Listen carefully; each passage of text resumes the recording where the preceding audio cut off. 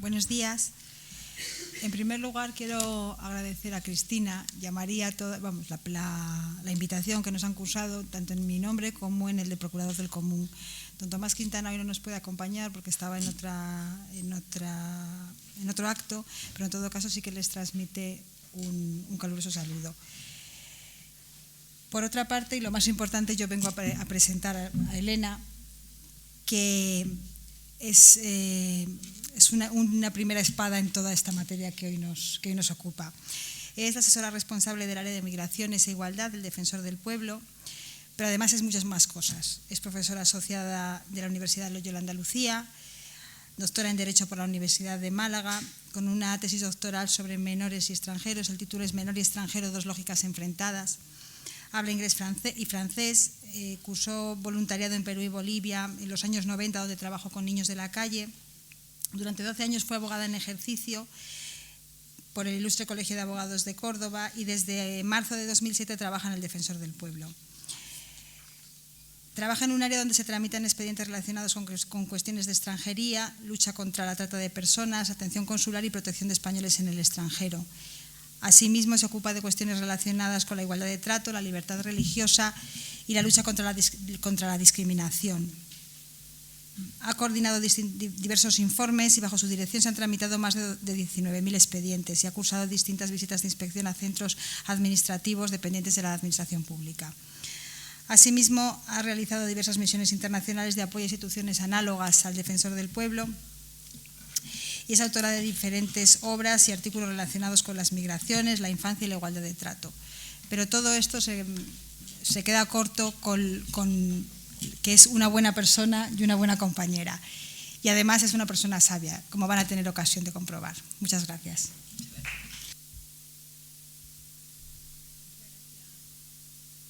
Muchas gracias, Alicia. Ya ven que cuando presentan amigas da gusto. Agradezco mucho a la Asociación Isadora Duncan que me haya invitado, a Alicia del Procurador del Común que haya tenido la amabilidad de venir a presentarme. Como ya ha estado antes el anterior ponente del CITCO explicándole el marco general, datos, yo me voy a centrar en otra cara de la cuestión de la trata de seres humanos, que es además de la que se ocupa el Defensor del Pueblo desde hace varios años y fundamentalmente desde que en el año 2012 presentamos ante las Cortes Generales este informe que tienen ustedes a mi espalda, lo tienen a su disposición en la página web del Defensor, se llama La trata de seres humanos en España, víctimas invisibles. El informe se publicó en septiembre de 2012 y desgraciadamente pues seguimos teniendo que hablar de él porque a la vista de los datos que ya me imagino que el ponente anterior les habrá facilitado, pues podemos decir que las víctimas de trata en España o bien son invisibles o porque si no lo fueran sería un poco absurdo que estuviéramos hoy aquí, porque esta cantidad de jornadas que se celebran, tesis doctorales, publicaciones para 220 víctimas que se han identificado en 2018, pues sería una cosa un poco sorprendente, ¿no? Que gastáramos dinero público y esfuerzo entre todos para 220 personas resulta cuanto menos llamativo, ¿verdad? Esta es la preocupación principal del Defensor del Pueblo, que las víctimas son invisibles. Y si las víctimas son invisibles, alguien no está haciendo algo bien, ¿verdad? La visión del Defensor del Pueblo es centrada en la víctima. Nosotros no somos la Fiscalía, no somos la Policía, ni pertenecemos a la Academia. Es decir, la función del Defensor del Pueblo no está en perseguir a delincuentes, no está en explicar o difundir qué sea o no sea el delito de trata, para eso hay otras instituciones. La labor del Defensor del Pueblo está en supervisar si la actuación de las administraciones públicas pone a las víctimas en el centro.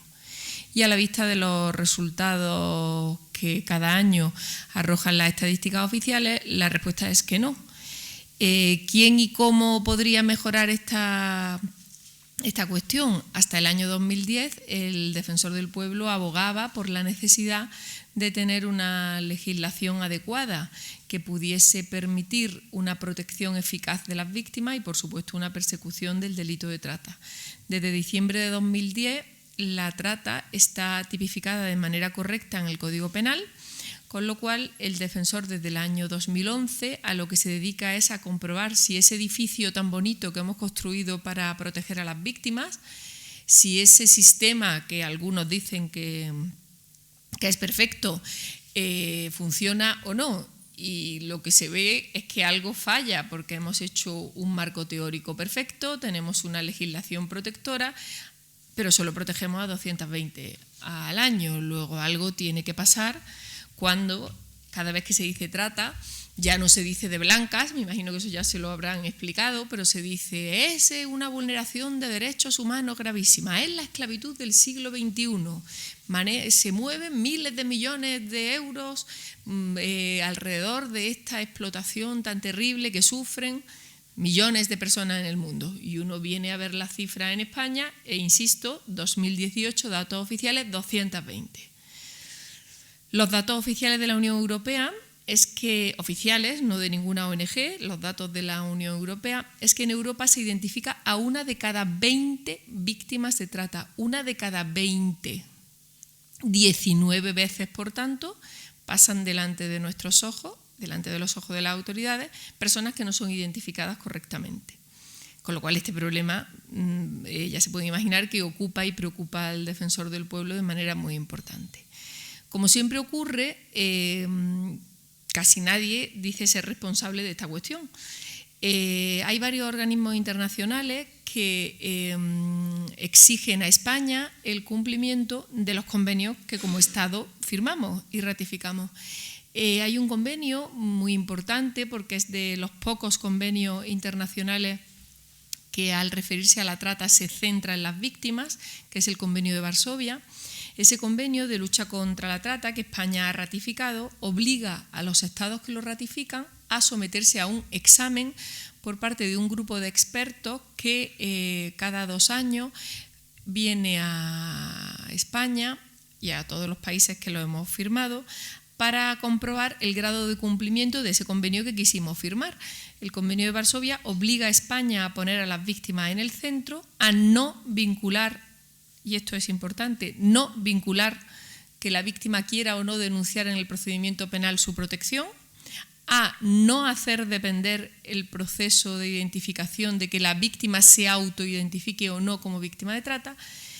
Pues bien, este comité de expertos, la última vez que nos hizo un examen sobre nuestro cumplimiento, que fue en junio de 2018, dice varias cosas.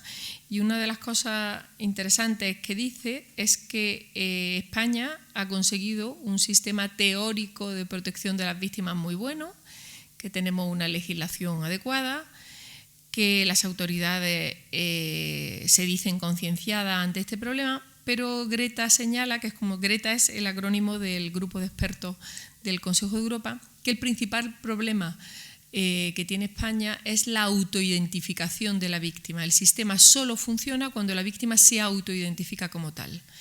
Por tanto, tenemos pues, una especie, permítanme la expresión, de diálogo de besugos.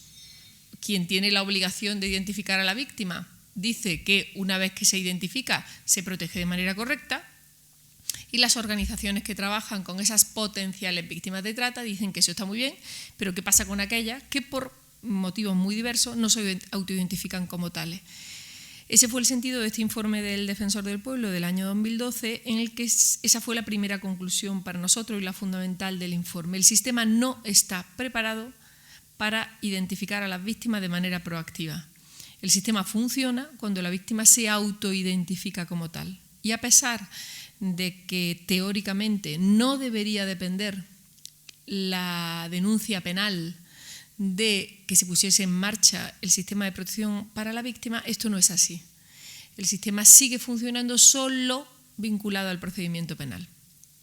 Esto tiene mucho que ver con los funcionarios que tienen encargado en España la puesta en marcha del procedimiento formal de identificación, que son los cuerpos y fuerzas de seguridad del Estado. Como es natural, Policía y Guardia Civil no son trabajadores sociales, ni deben serlo, y por tanto su función es perseguir a los malos, por supuesto también proteger a la víctima, pero la labor fundamental de la Policía y la Guardia Civil, como es natural, es perseguir delitos.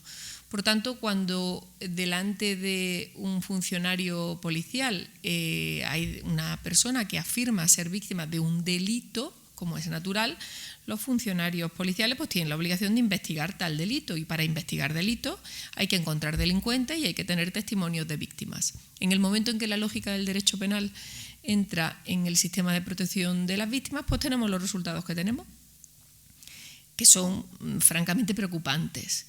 Estamos ya en 2019, el Código Penal tipificó correctamente el delito de trata en el año 2010, y yo creo que ha llegado el momento de darle una vuelta a qué estamos haciendo, pero sobre todo a cómo podríamos mejorar.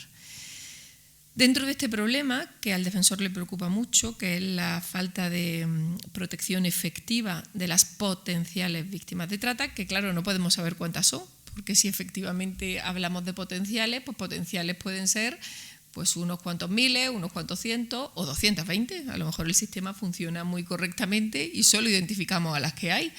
Entonces yo insisto, ¿qué hago yo aquí? Porque solo traerme a mí aquí de Madrid, creo que ya para 220 hubiéramos ganado más aprovechando este dinero en protegerla. Lo digo como una broma porque todos somos conscientes de que hay más de 220, ¿verdad? Pero quiero decir que si hay más, algo tenemos que manejar.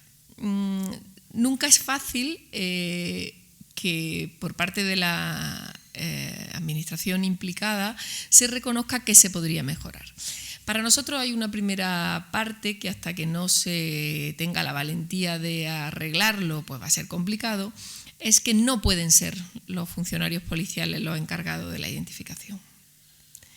Ellos tienen un papel importantísimo, que es, insisto, la persecución del delito, pero no se puede pedir a la misma persona que expulsa que proteja. Digo expulsa, ¿por qué?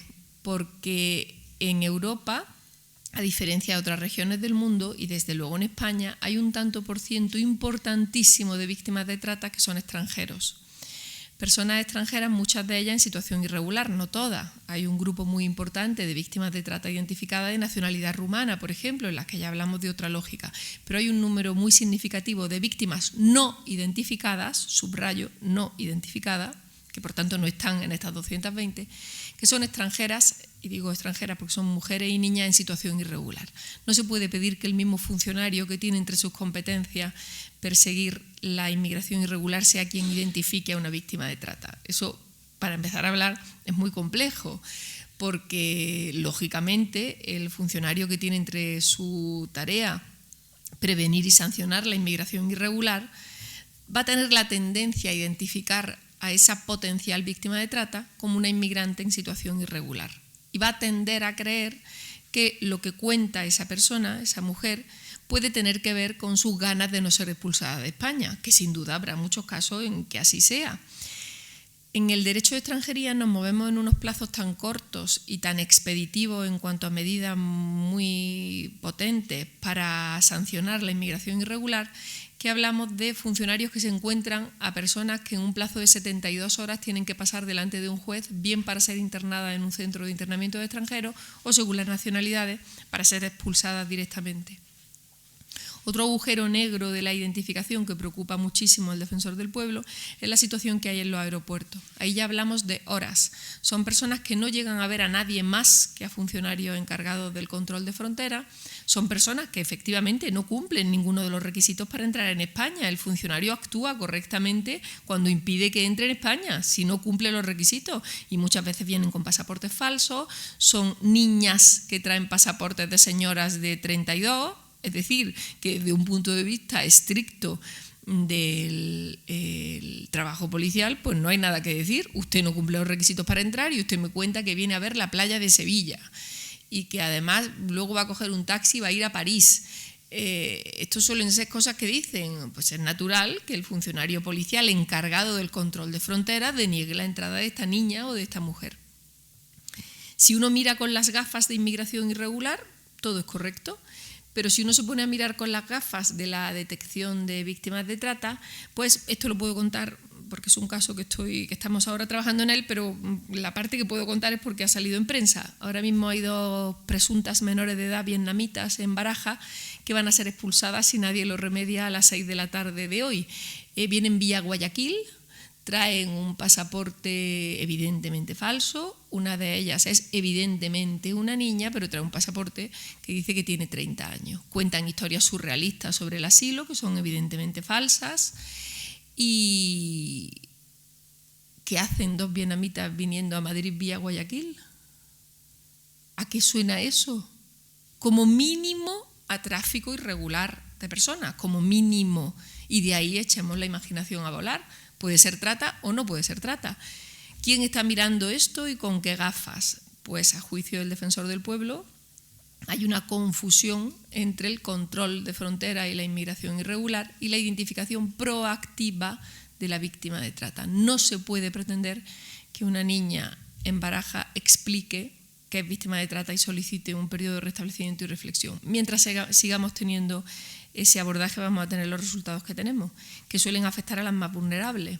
Porque efectivamente las personas, las víctimas de trata que no son extranjeras en situación irregular, antes o después el sistema funciona y las recupera. Así de cruel, pero así de real.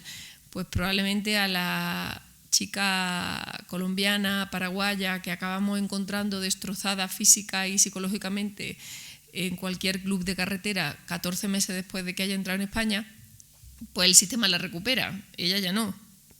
Será irrecuperable, como bien se imaginan, y si aquí hay alguna de ustedes que me imagino que conozca casos de esos, pues claro que al final se le acaba ofreciendo protección. ¿A qué precio? Pero ¿qué pasa con esas que no entran? ¿Qué va a pasar con la vietnamita que vuelve a Guayaquil? De alguna manera, problema nuestro ya no es. Eso sí, es muy curioso, mientras que las vamos a devolver a Guayaquil, en las primeras páginas de los periódicos y todas las redes sociales están llenas de condolencias por el camión de vietnamitas muertos en Reino Unido. Curioso, ¿no? Y hemos conseguido encontrar a las familias en Vietnam, la tele ha ido hasta allí, hemos sacado primeras páginas de periódicos y hemos llegado incluso a detener a los vietnamitas que los trajeron. En ese caso no tengo conocimiento de si era trata o no, como mínimo era tráfico irregular de inmigrantes. Pero mientras tanto, aquí las tenemos, ¿no? Entonces llama poderosamente la atención, pero llama poderosamente la atención, o insisto, en el enfoque sobre todo, ¿no? Y cómo al final esto no es asunto de nadie, porque efectivamente nadie reconoce que en la parcela que le toca resolver esté actuando mal. Desde el Defensor pretendemos y le pedimos a la Administración que actúe de una manera proactiva, global y no parcelada como hasta ahora. No puede depender. Los cuerpos y fuerzas de seguridad del Estado tienen una labor imprescindible que no puede ser la principal, porque siempre vamos a tener estos resultados. Hay otros países de Europa donde no son los funcionarios policiales los encargados de esa primera identificación. Si hay otros funcionarios que podrían hacer esa labor, no es el Defensor del Pueblo quien para decir qué funcionario debería ser, y quiero dejar muy claro que yo no estoy diciendo, ni desde luego el Defensor del Pueblo, en ningún caso que sean las ONG las que tengan el liderazgo en el proceso de identificación, evidentemente no. Tendrá que ser un funcionario de un ministerio el que se decida, el que eche a andar ese proceso de identificación de la víctima, y una vez que se haya echado a andar ese proceso de identificación de la víctima, claro que tendrá que escucharse a la ONG especializada y evidentemente tendrá que tener una labor fundamental los cuerpos y fuerzas de seguridad del Estado. Pero habrá muchísimas veces en las que la identificación de una víctima de trata no sirva para nada desde el punto de vista del procedimiento penal y no sirva para nada para perseguir y encarcelar a ningún malo, efectivamente. Seguro que si estas 2 vietnamitas de hoy llegan a entrar, cosa que yo desafortunadamente dudo, ojalá tengan la buena noticia de leer esta tarde en algún periódico que me he equivocado, pero me temo que volarán a Guayaquil, pues seguro que ninguna de ellas va a decir nada relevante que sirva para nada. ¿Qué creen que pueden saber estas 2 niñas? Pues nada, y yo puedo comprender la frustración del policía de frontera o incluso de los funcionarios que trabajan en la persecución de este delito, la frustración que tienen que tener cuando vayan a desaparecer a las 72 horas del centro a que las mandemos. Van a desaparecer y se las van a llevar en un coche a Francia y luego las van a trasladar a Reino Unido, si eso va a pasar. Y efectivamente la respuesta policial, que hacen un trabajo ingente y en lo que puede, va a ser: ¿y para qué sirve que la identifiquemos si luego yo no puedo detener al malo? Efectivamente, y eso desde el punto de vista policial, y si me permiten este ejemplo probablemente absurdo, pero siempre lo pongo porque yo creo que se entiende muy bien, pues la misma frustración que tenían los policías de Estados Unidos que pretendían meter en la cárcel a Al Capone por lo malo que era, ¿verdad? Pero ¿por qué se metió a Al Capone finalmente en la cárcel? ¿Lo saben? Por un tema fiscal, no se pudo saber nada de lo demás. Es decir, y esto lo dice Naciones Unidas, hay que tener mucho cuidado, alguien tan poco sospechoso de alternativo como la Oficina contra el Crimen Organizado de Naciones Unidas, en sus informes siempre dice: los estados tienen que tener cuidado para no utilizar a las víctimas de trata como meros peones en su lucha contra la trata. Claro que hay que luchar contra la trata y claro que la persecución del delito debe emplear todos los medios posibles policiales y de fiscalía, pero ¿quién se ocupa de las víctimas? ¿Quién las pone en el centro? ¿Es eso incompatible con una persecución efectiva del delito? A mi juicio, en absoluto. Pero no puede depender, no puede haber, creernos de verdad, que vamos a encontrar alguna vez en Barajas a una niña que la traen de la otra punta del mundo que sea relevante para ninguna persecución efectiva del delito. Eso es absurdo, no es normal que eso ocurra. Seguro que hay alguna vez un mirlo blanco que trae una cantidad de información y un cuaderno con todos los datos para pillar a 100 malos, y eso puede ocurrir, pero lo más normal del mundo es que esa niña, desde el punto de vista penal, no sirva para nada, permítanme que le pongan con todas las comillas. ¿Pero la hace eso menos merecedora de protección? Desde el Defensor del Pueblo creemos que no. Por tanto, una de las primeras, para nosotros, reivindicaciones o recomendaciones no aceptadas por el momento es esta que le decimos, ¿no? El proceso de identificación no puede depender de que la autoidentificación, tiene que haber otros funcionarios que sean capaces de poner en marcha el sistema de protección que no esté vinculado con el procedimiento penal. Y luego hay una otra parte para nosotros muy importante, que es la capacitación, la formación de todos, de toda la sociedad y de los funcionarios y ONGs que tienen un contacto directo con estas personas.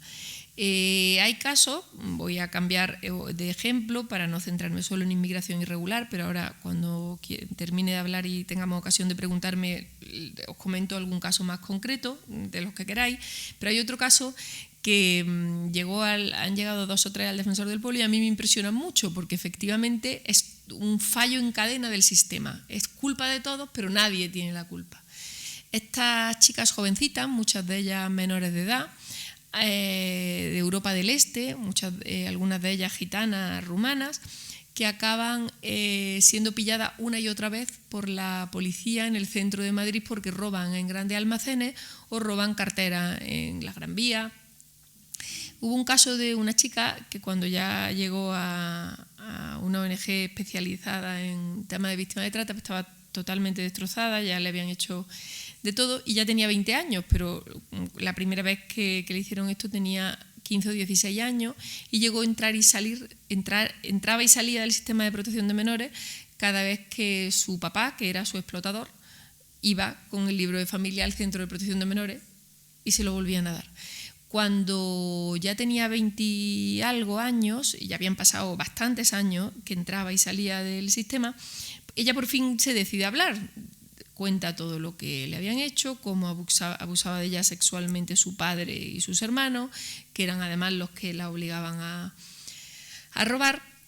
Y cuando esta ONG se hace cargo del caso, era como una ristra increíble de, no sé, no creo que no es exageración andaluza lo que les voy a decir, que eran 25 o 26 procedimientos penales abiertos en distintos juzgados de Madrid.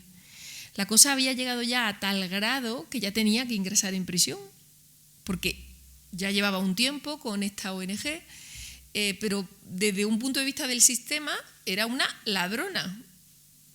¿Qué tiene que ver esto con la trata? Me pueden estar ustedes preguntando o preguntándose. Pues en principio nadie había actuado incorrectamente. Primero salía y entraba del sistema de protección de menores y su papá venía por ella. Su papá, que además era su explotador, salía y entraba.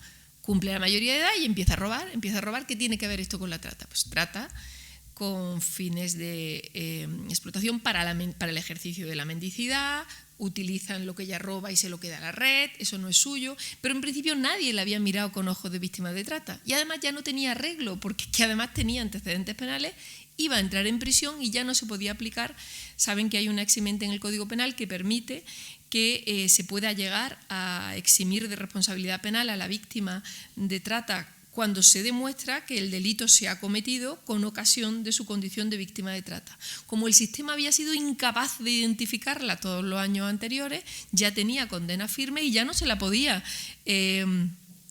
exonerar de la responsabilidad penal. Tan es así que ahora entra y sale de un CIS, que es un centro de inserción social donde va la gente a cumplir el tercer grado, gracias a la sensibilidad de varias personas e instituciones penitenciarias que han intentado arreglar como se ha podido este dislate del sistema. Tiene antecedentes penales, jamás va a ser reconocida como víctima de nada y es una delincuente que entra y sale de un centro de inserción social donde está cumpliendo la pena y lo más surrealista del caso es que está acogida en un centro de protección de víctimas de trata. Curioso, ¿no? Y le vamos a explicar a esta chica que tenemos un sistema que protege a las víctimas de trata. Ya comprenderán que hoy no estoy yo en mi mejor momento positivo, porque claro, la 1:30 llevamos desde el jueves con estas dos últimas vietnamitas y yo les reconozco que no es el mejor día para escucharme a mí hablar de trata. Hay días seguro que mejores, pero hoy desde luego no es mi mejor día. Pero sí me parece importante que nos demos cuenta de hasta qué punto un buen sistema puede dejar en la cuneta a las más vulnerables, porque mientras más sombreros de vulnerabilidad tengas, más difícil es que te identifiquen como víctima de trata.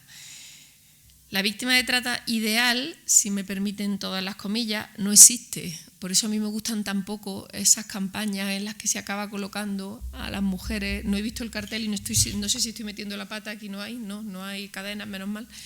Que muchas veces me invitan a estas cosas de trata y siempre aparece una mujer con unas cadenas y yo creo que eso no contribuye en nada porque nos acabamos creyendo que eso es así. Entonces la víctima ideal de trata, la que llega con una cadena, esclavitud del siglo XXI, una persona con una cadena atada que te cuenta, me han traído contra mi voluntad, este señor que se llama no sé dónde, con DNI tal, es a quien le tengo que dar el dinero. Mire usted todas estas marcas físicas que me ha hecho mi explotador. Eso no existe. Pero quizá todos contribuimos, porque si hablamos de esclavitud del siglo XXI y en las fotos de los congresos ponemos cartelitos con cadenas, pues nos lo acabamos creyendo. Al contrario, suelen ser víctimas bastante incómodas. ¿Es que mienten mucho? Sí. Las historias sobre el asilo que cuentan, si no fueran para llorar, serían para reírse. Todos cuentan en función de la nacionalidad historias exactamente iguales, que son evidentemente mentiras, porque es lo que les dicen que cuenten. Entonces, nadie hace nada mal, porque el que le inadmite a trámite la solicitud de asilo te dice, pero ¿y qué quieres que haga? Pero no has visto las tonterías que me cuentas. Totalmente cierto. Pero si le he dicho que si quiere el periodo de restablecimiento y reflexión y no lo quiere, totalmente cierto. Al final de nadie es la culpa, ¿no? Lo que pasa es que luego te la acabas encontrando ¿dónde? Pues en el CIE, horas antes de expulsarla, después de que la hayan explotado sexualmente durante años en España, y ahí sí ya cuenta, claro que cuenta, porque en horas ve que la devuelven a su país, donde le pueden acabar corriendo riesgo su vida o lo de su familia porque no ha podido pagar la deuda. Entonces, toda esa parte que para mí creo que es muy, muy importante, de esto no se suele hablar porque además es muy incómodo, porque es una manera como de cuestionar el sistema y de no reconocer los avances que se han hecho. Y yo que llevo en esto pues desde 2010 he de reconocer y reconozco que se han hecho muchísimos avances, muchos. Y que ahora la palabra trata, cuando hablamos ya no decimos de blancas, que hay procedimientos penales que han puesto a la víctima en el centro, penales, subrayo, y que efectivamente se han conseguido que haya mujeres que ahora estén apartadas de ese peligro y que haya delincuentes que estén en la cárcel, como no lo voy a reconocer, no reconocerlo sería muy imprudente por mi parte. Pero claro, yo tengo que insistir, 220 y identificadas. Y voy a dedicar los últimos 5 minutos para dejarles tiempo para que me pregunten, porque ya han visto que si sigo así las voy a acabar deprimiendo a todas. De las menores. ¿Cuántas menores de edad se identifican? ¿Cómo trata? Si le he dicho 220, ¿qué calculan?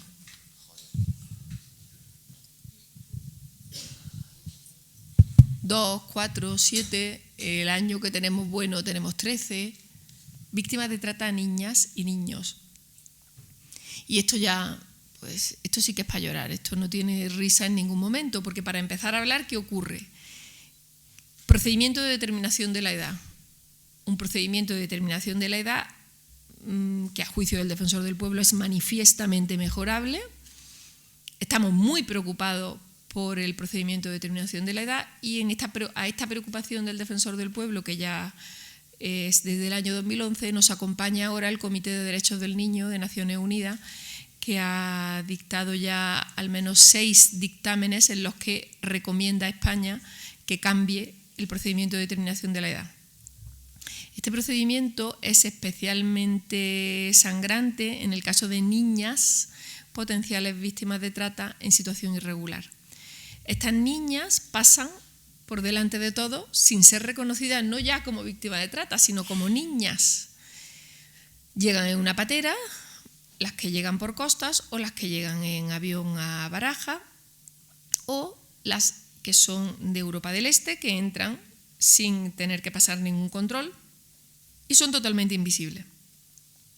En el caso de las pateras, el Defensor del Pueblo ha hecho ya varias intervenciones urgentes en los centros de internamiento de extranjeros, en los que nos hemos llegado a encontrar. En el Centro de Internamiento de Extranjeros de Madrid había una niña de 14 años que había entrado por Almería.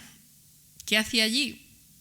Pues un procedimiento de determinación de la edad como el que tenemos, que permite que en Almería sea un técnico de rayos, con todo mi respeto hacia esa formación, que ahora no se llama formación profesional, sino creo que se llama ciclo, ¿sí? Las personas que son las que ponen físicamente la mano de alguien para que le hagan la prueba radiológica. Pues hay un funcionario de policía que la detiene al llegar, ese funcionario la lleva a un hospital donde la persona que la ve es esa persona que tiene la formación que tiene, la que le pone la muñeca para hacer la radiografía. Y de ahí eso se manda por fax, o por fax es muy antiguo, en el ordenador lo ve un radiólogo que informa en función de la radiografía, no de la niña, si le parece que ese cartílago está más o menos cerrado para decir la edad que tiene. Ese informe de ese radiólogo se manda a su vez también, aquí ya sí por fax, a la Fiscalía. La Fiscalía ve el resultado y en función de esos papeles la niña es mayor o menor de edad. Así se explica que una niña de 14 años haya acabado en el CIE de Madrid, de donde efectivamente salió después de la intervención del Defensor del Pueblo. ¿Pasa esto muchas veces? Bueno, pues en 2018 ha pasado 58. ¿Sí? Hay 8.000 personas en el CIE y 58 de ellos eran menores. ¿Es una anécdota? A lo mejor. ¿Funciona el sistema muy bien y yo solamente cuento lo malo? Sin duda. Pero hombre, 58 veces digo yo que habría que revisar el sistema, ¿no? Sería bueno que lo revisáramos. En el caso de las niñas, además me parece especialmente importante revisarlo, porque claro, me podrán decir, pero bueno, tampoco la diferencia está ahí, la habéis visto antes o después. Y a lo mejor es incluso verdad, porque si hubiéramos dicho que era mayor de edad, la hubiéramos expulsado y no la hubieran explotado aquí, que esto hay quien opina así. En el caso de la niña, pues la sacamos del CIE, la llevamos a un centro de protección de menores abierto, porque no hay centros específicos para menores de edad víctimas de trata en España, no hay. Esto también es bueno saberlo. Entonces, claro, aunque la identifiquemos, ¿dónde las mandamos? Hay un artículo del Reglamento de Extranjería que permite que el fiscal ordene el ingreso de un menor o una menor víctima de trata en un centro para adultas víctimas de trata cuando parezca que corren riesgo.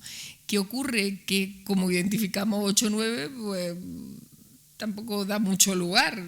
Y aquí entra todo el debate de que como es una víctima, no es una delincuente, no la podemos privar de su derecho de ambulatorio, los centros son abiertos, puede irse si quiere, y de hecho se va. En el informe, los 3 últimos informes del Defensor del Pueblo, del 15, 16 y 17, que lo tienen ustedes en la página web, yo cada año elijo un caso de los que llegan para contar, por lo menos que quede ahí, ¿no? Entonces les invito a que lean en los 3 últimos años 3 casos de 3 niñas distintas, sacadas del CIE, identificadas como víctimas de trata, y las 3 huidas de los centros de protección de menores a los pocos días de llegar. Entonces, con los menores de edad es especialmente para nosotros preocupante la situación, porque ahí sí que son invisibles y sí que no sabemos, luego es difícil que el sistema las vuelva a identificar y a recuperar mientras son menores. Efectivamente, cuando son mayores de edad ya las podemos volver a recuperar casi con toda seguridad, porque ya sabemos dónde van a ir, pero es difícil para el sistema acabar encontrándolas. Termino aquí, siento no poder decirle nada más positivo, espero que alguien me pregunte algo que yo pueda decir, esto sí funciona, así que me dijeron que había que terminar a las 2, son menos 20, yo creo que tenemos un tiempo para que puedan preguntarme si quieren. Gracias.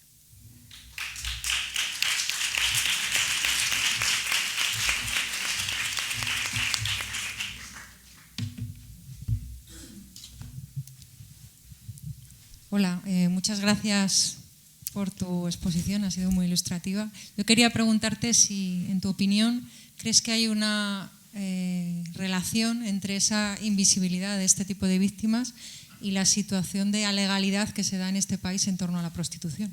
Si es efectiva una lucha real contra la trata sin abordar legalmente y tomar una postura legal frente al fenómeno de la prostitución. Como defensor del pueblo no te puedo contestar porque no tenemos postura, no hay una postura al respecto. La mía personal es que no tiene nada que ver. Esa es la mía personal. Creo que no afecta para nada. En los casos que he contado creo que no es relevante que la prostitución esté o no regulada. Esta es una opinión muy, muy personal. Y me preocupa especialmente la focalización del debate porque acabamos hablando de esto. Que es súper importante y es evidente que hay que tener una opinión al respecto, pero las últimas víctimas de trata que el año pasado yo vi más destrozadas fueron las que llegaron a España por el convenio de Dublín de países nórdicos como Suecia y Noruega. Entonces yo sé que hay gente que lo tiene muy claro. En mi caso concreto, para las extranjeras en situación irregular, que son, en mi opinión, el colectivo de víctimas de trata más vulnerables, no es el elemento diferenciador que en el país donde las explotan esté o no penalizada la prostitución. Para ellas. Lo que pasa es que ellas son las menos y las más vulnerables y de ellas no hablamos. Si ahora siguiéramos debatiendo, que por supuesto podemos hacerlo, seguro que íbamos a olvidar esto e íbamos a hablar del otro tema, que es un temazo y es una cosa importantísima. Y que, te insisto, que como defensor del pueblo no hay una postura oficial, yo tengo la mía, que como no me pagan para darla, no voy a hacerlo, pero para este caso en concreto me preocupa enormemente porque veo que además el debate sobre la ley integral de trata va por ahí, escucho a la Fiscalía hablar de eso y decir que todo se va a arreglar cuando se castigue la prostitución. Y no puedo evitarlo, es que ya me estoy haciendo muy mayor. Recuerdo a estas 3 pobres que vienen nada más y nada menos que Noruega y te aseguro que allí no vivieron un paraíso los 3 años que estuvieron, ¿eh? Y creo que hay pocos países con una legislación más restrictiva que yo sepa respecto a la prostitución que este país en concreto. Vamos, de hecho ya no sabemos dónde están, nos las trajeron porque todo el tiempo que estuvieron allí, que ya te puedes imaginar que no estaba precisamente viviendo en luz y color, sino que fue explotada sexualmente. De hecho, vino con 2 niños más de los que trajo. Cuando llegó, nos la devolvieron por Dublín, que no sé si sabes que es por el asilo. Todo este tiempo le tramitaron el asilo. O sea, era como la perversión absoluta del sistema, ¿no? Y decir, ¿pero esto cómo puede pasar? Y cuando llegó aquí, bueno, pues mentalmente muy destrozada. Me puedes decir que esto es una anécdota y que estoy tomando la parte por el todo, que seguro, pero también te lo reconozco que quizá yo estoy demasiado metida en las historias personales de estas que no funcionan como para poder hacer un abordaje quizá más teórico, que yo no dudo que sea necesario, pero sí creo que soy aquí lo suficientemente fría como para decirte que no creo que para las personas que son explotadas sexualmente / ejercen la prostitución no entro en el debate, extranjeras en situación documental irregular, no creo que haya en Europa un solo ejemplo científico o con datos que me permitan decir que estoy en lo incorrecto, que no sigan siendo explotadas igual. Que es un debate que, insisto, que teóricamente sé que es mucho más amplio y que no puede ser esta la excusa para regular o no regular, lo sé. Pero si tú me preguntas si a mí me parece relevante, no me lo parece, para ellas en concreto. Pero por favor, insisto que como sé que esto se está grabando, es opinión de Elena Arce. Gracias.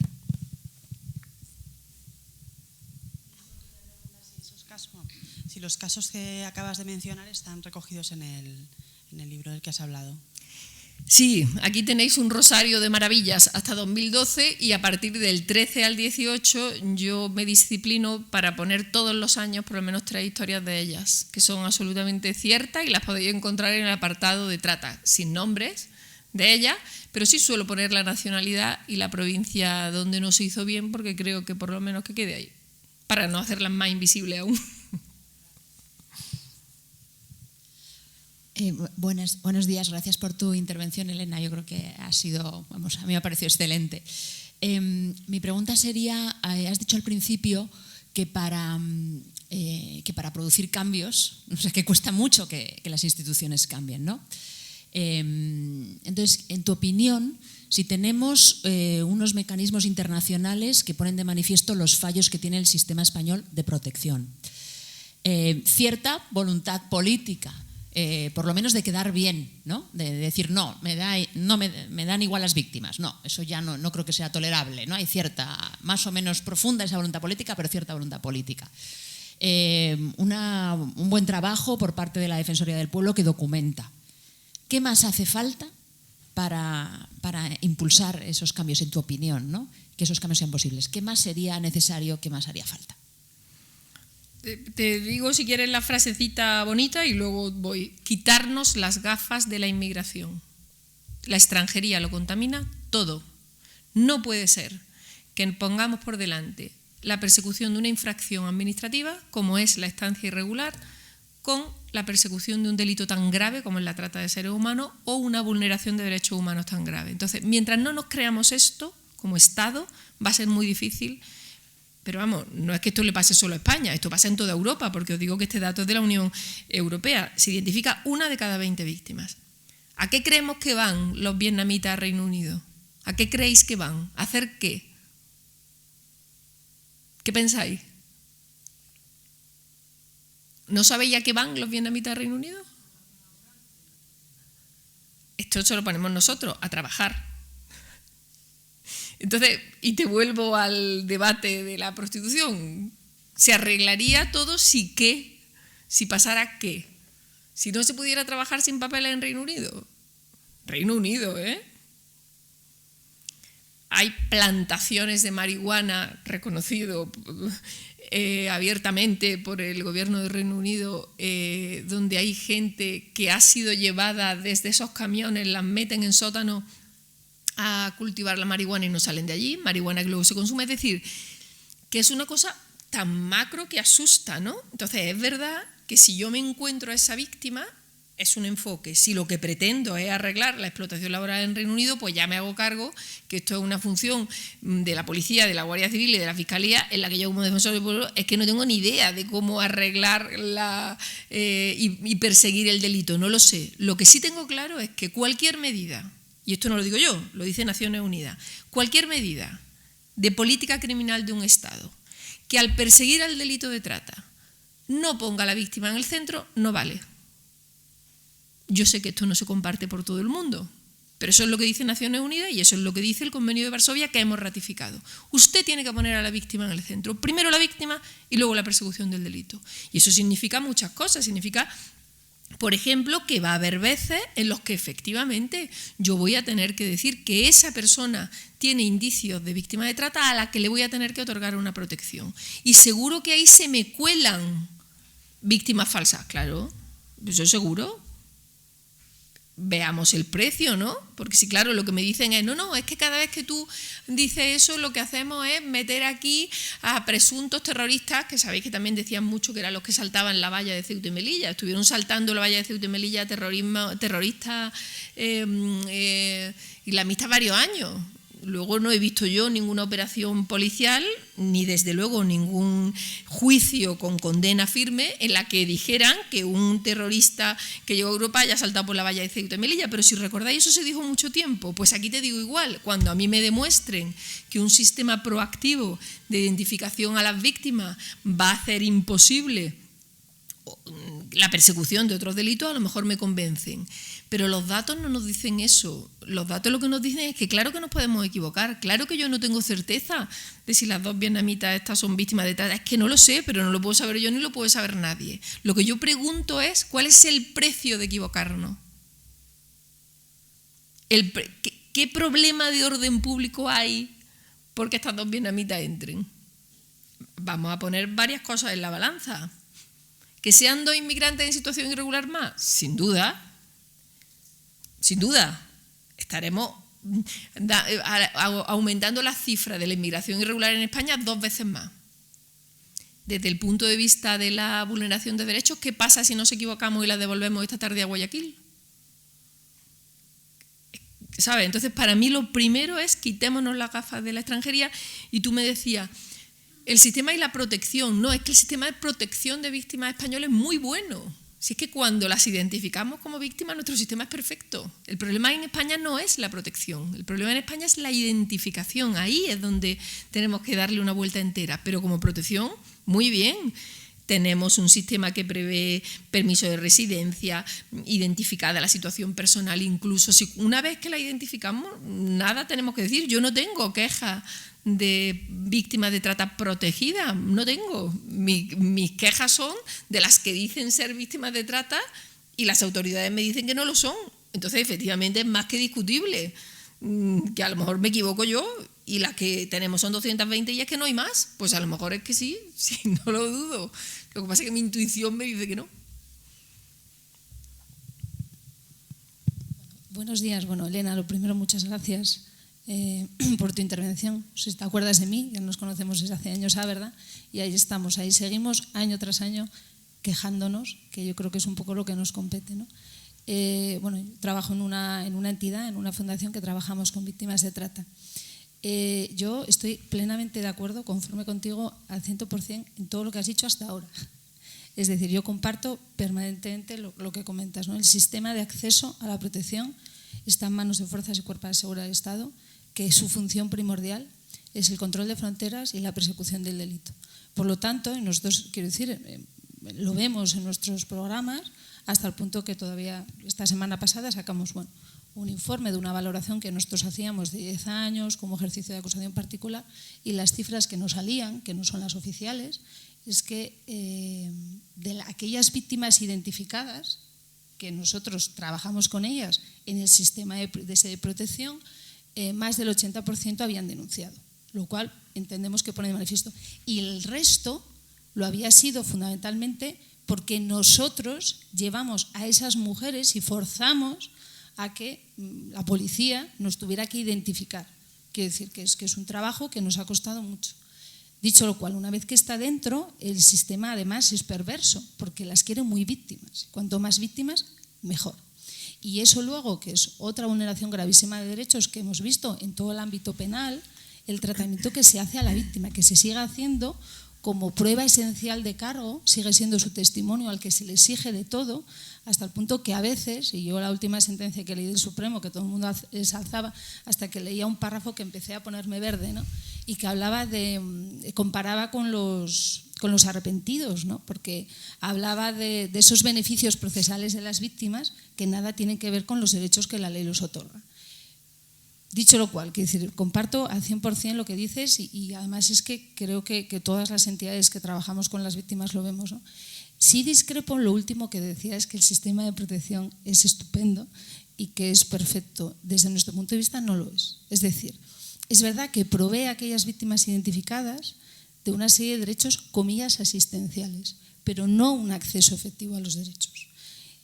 desde nuestro punto de vista. Y lo vemos. Y además con un agravio todavía mayor. Como no hay una ley integral a nivel estatal, muchas veces muchos de esos derechos se acceden a través de los servicios de cada las distintas comunidades autónomas, por una cuestión de competencia del Estado, ¿no? Y competencia de las comunidades. Y nos encontramos con que en función de la mujer haya sido identificada en Asturias, en Castilla y León, en Palma de Mallorca o no sé qué otro sitio decirte, o Madrid, las mujeres acceden a unos derechos o no. Y a nosotros se nos han ido mujeres que nos han trasladado por seguridad a nuestros centros porque no cobraban la RAE en Asturias. Cuando además, es decir, todo el mundo se le llena la boca y empieza hablando de esto, una forma de esclavitud, y es una de las formas más graves, explotación sexual. Yo estoy hablando ahora mismo de trata con el fin de explotación sexual. Es una de las formas más graves de violencia contra las mujeres. Carajo, pero no me la reconoces luego como una forma de violencia de género y las mujeres no están accediendo a esos derechos. Entonces, bueno, a mí sí me parece que hay muchas cosas todavía que articular en cuanto al sistema de protección, estando de acuerdo contigo que el mayor cuello de botella fundamentalmente es el acceso, porque nos estamos pasando de largo y no estamos detectando y no estamos identificando a la mayoría. Y ya por terminar, que no quiero tampoco dar mucho a la lata, a mí también me preocupa mucho porque nosotros hemos vivido el sistema de reversibilidad de la condición de víctima. Cuidado, es decir, que me explico. Yo, Fuerza de Cuerpos de Seguridad del Estado, te identifico como víctima de trata, tú denuncias, inicia un procedimiento penal. Y es verdad que existe la situación personal como mecanismo para que en el peor de los casos, si resulta que se archiva el procedimiento, podría acceder. Pero la realidad que nosotros sí la hemos vivido con algún caso concreto es que si por H o por B, y normalmente son por cuestiones que nada tiene que ver con las víctimas, sino que tiene que ver con el sistema penal, es en el que la prueba de cargo, y además cuanto mayores son las penas, el sistema es más garantista con los malos, evidentemente, y así tiene que ser, al final se acaba con una sentencia absolutoria o con un archivo, esa mujer deja de tener la condición de víctima, comillas, a los efectos de colaboración, y ahí las entidades, porque no las mujeres, que evidentemente no manejan todas estas cuestiones burocráticas, a efectos, en algunas ocasiones, y nos ha pasado con una, se quedó porque la administración, como la situación personal es un concepto jurídico indeterminado, ¿verdad?, que no sabemos muy bien de qué criterio depende, se consideró no oportuno concedérsela, esta mujer se quedó, sabiendo y todos siendo perfectamente conocedores de que era una víctima de trata, se quedó sin su condición de víctima de trata. Estamos hablando de una mujer de un tercer país, por lo tanto de situación irregular, con hijos a su cargo, una de las cuales también había estado en manos de las redes durante la explotación, es decir, un tema muy grave. Y al final, pues estamos haciendo un encaje de bolillo con la Secretaría de Estado, la que toca en cada momento, para salvar un poco la situación de vulnerabilidad tan grave en la que hemos dejado a esta mujer, a la que, como digo yo, la hemos dejado primero a los pies de los caballos, la hemos instrumentalizado en el proceso penal para detener y para condenar, y cuando las cosas no nos han ido bien, la hemos dejado un poco a su suerte, ¿no?, sin poder retornar a su país, es decir, en una serie de condiciones bastante más graves, ¿no? Entonces, bueno, yo creo que tenemos mucho que trabajar sobre eso todavía y ya te digo, yo creo que el sistema de protección, bueno, está aún muy, muy mejorable porque creo que está en algunas ocasiones más cerca del asistencialismo que realmente lo que es el acceso a derechos efectivos de las mujeres. Como casi me han dicho que nos teníamos que ir a las 2 en punto, te digo muy rápido con lo de protección. Tienes razón, yo intentaba decir algo un poco positivo, o sea que no voy a ir por ahí, pero y con lo de la situación personal sí creo que ahí por parte de las organizaciones, como estáis tan metidas en los casos, hay un camino no explorado que yo os invito a explorar. No es cierto que la situación personal la den los cuerpos y fuerzas de seguridad del Estado. La situación personal la concede o la quita el subdelegado del gobierno de la provincia donde vive. Hay que explorar más eso. Y eso no es penal, eso es contencioso administrativo. Y ahí hace falta que las entidades que tenéis víctimas con vosotras os animéis. Eso os va a costar un enfado importante por parte de cada una de las brigadas provinciales de extranjería. Esto está en público, está aquí nuestro compañero del CICO, que no me importa porque ya se lo he dicho muchas veces. Esto no va a gustar. Y yo animo a que no guste. La policía tiene su papel, que es un papel importantísimo, las entidades tienen uno y el subdelegado del gobierno tiene una responsabilidad política. Deniega él o ella. Luego, yo os animo. ¿Que la policía no considera que es víctima de trata? Ya me alegro o ya no me alegro. Pero yo quiero que usted, subdelegado, me firme aquí que le rechaza la concesión, que yo se la pido por situación personal, con un informe vuestro. Que puede que el subdelegado diga que le da más peso a lo que dicen sus informes de seguridad que a los vuestros. Pues muy bien, juzgad de lo contencioso para que os quiero. Seamos capaces de generar una jurisprudencia contenciosa que ahora mismo no hay. ¿Eso te va a costar un disgusto con el jefe de la Brigada Provincial de Extranjería de tu provincia? No lo dudes. Pero de una manera absolutamente abierta. Ellos tienen su visión y tú como entidad tienes que tener la tuya. Y si tú de verdad crees que por situación personal se le tiene que conceder, no pasa nada y al final pues los funcionarios son funcionarios, o sea, te quiero decir, van a acabar acatando lo que diga el subdelegado o lo que diga el contencioso, pero sí creo que ahí hay algo interesante de empezar a, como dicen ahora las modernas, empoderaros y hacer valer vuestros informes, que son muy importantes, pero no le deis el informe solo a policía, dale el informe al subdelegado y que se moje el subdelegado, que creo que debe hacerlo, ¿no?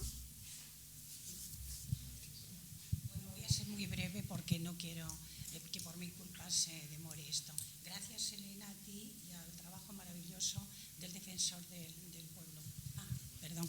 Mira, es que me he quedado preocupada porque dices que esa joven de 14 años se la derivó a un centro de menores abierto, centro del que pudo marchar.